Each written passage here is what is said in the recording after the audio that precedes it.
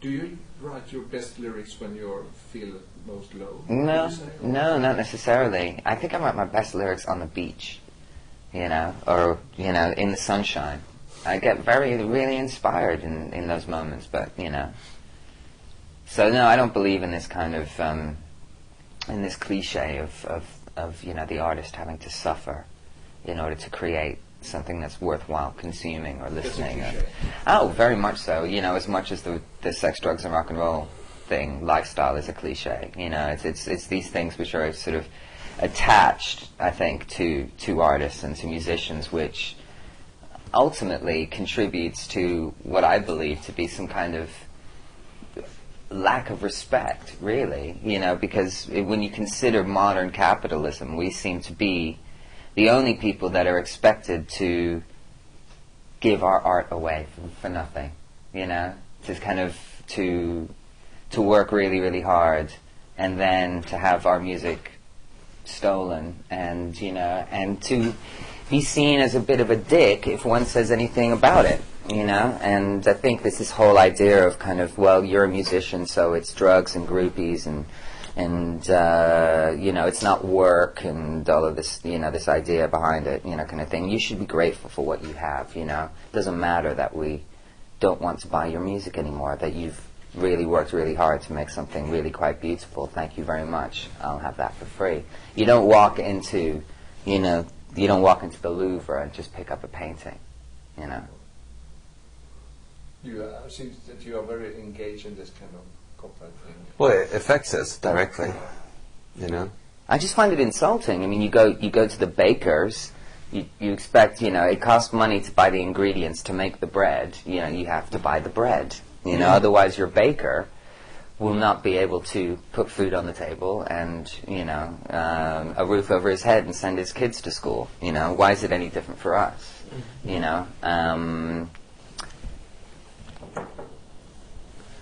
Why, it's a mechanic or a plumber, they do a job and, they get paid for it. It's just a very strange idea, I think, and it's the forces of capitalism at work, I mean, two things will happen, essentially. Number one is and this is consumer driven, it has to be said, it's completely consumer driven, because that's the wonderful thing about capitalism, is that the consumer is always right. And that if the consumer decides that he or she doesn't want to pay for the music for their favorite band, i.e. not support their favorite band anymore, then their favorite band will have to go get a real job. So one day you'll get into a taxi and the bass player from your favorite band will be driving you to your destination, And guess who will have done that? It's you, the consumer. And okay, so we live in this world which is driven by the profit motive, and we're placed in a tricky situation where people really don't want to buy our records anymore. So what do? Well, what is the only thing that you cannot download, which is basically a concert, So all I'm saying is that as consumers, do not be surprised if the price of the only thing that you can't download, the concert, goes through the roof. And that might have something to do with the fact that you didn't want to buy the records anymore, and that because we have to survive, because we have responsibilities like everybody else, we have to put a roof over our heads, we have to send our kids to school. That is the way that the cookie has crumbled that time. And it's all consumer driven. And there you go. That's my early morning rant about capitalism and illegal file sharing. What about the change of record company? Is that something necessary or inspiring or what? I think we spent over 10.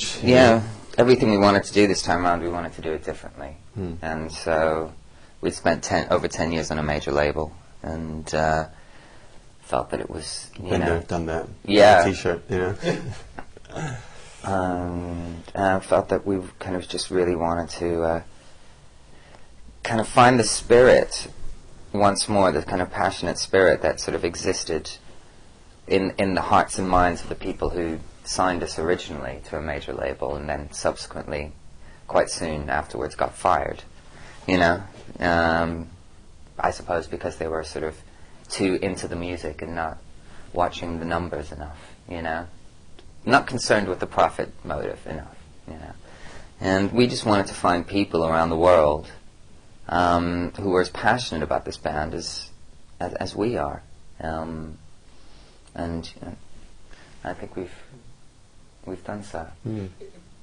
Apart from the thing about the copyright and people seeing it, is it hard for you to survive as a band today, or you are very big in some countries like France? I don't know. Well, I think I think we're very, very lucky, you know, as a band. We've always built kind up of a big fan base, and we spend a lot of time touring. And that's kind of been our savior, really. But I wonder, because Steph, you're from Sweden, and we are very proud of where we have stars out there. But in Sweden, you are big, but not that huge. How come, do you think? I don't know, different countries, different tastes, you know. You know, people ask us, why are we big in Mexico, why are we big in France? You know, it's one of those things that if you think about it too much, you might just sort of break the winning formula, or whatever it is that, you know, makes a band popular in a certain country. I don't know, you know, why it hasn't, you know, been as successful here as in other countries. It's not really something that we spend a lot of time thinking about. I think if you start thinking about how to please other people, that's when you shoot yourself in the foot.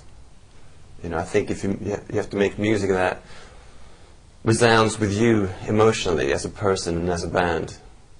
I think it's a very dangerous territory to go out and try to make music to please other people or to please a certain audience. Okay. Thank you, Steve. Had you listened to Placebo before you were approached? Yeah, I did. I used to open up for them in my old band in 2006, and that was my first sort of time experiencing them. I had heard a couple of tracks before, that was about it. And so after those shows, I went out and bought a few records, and yes, I spent about a year after that, just listening to them, being a fan of the band, until I approached them in late 2007. And now you're part of the saga, so to say. But what would you say is the unique thing with Placebo? A unique thing. There's a lot of unique things about it. I think as people, the two guys that I respect a lot, not only musically but also how they conduct themselves in life, and also musically, it they really inspire me a lot when we get together and play. So I mean, uniquely wise, Brian's got a unique voice, Steph's got a unique way of playing, It's sort of like, there's a lot of things, but I'm really happy to be a part of this band and to be a part of this family. And your drumming fits like a glove? It seems to be so far. Smooth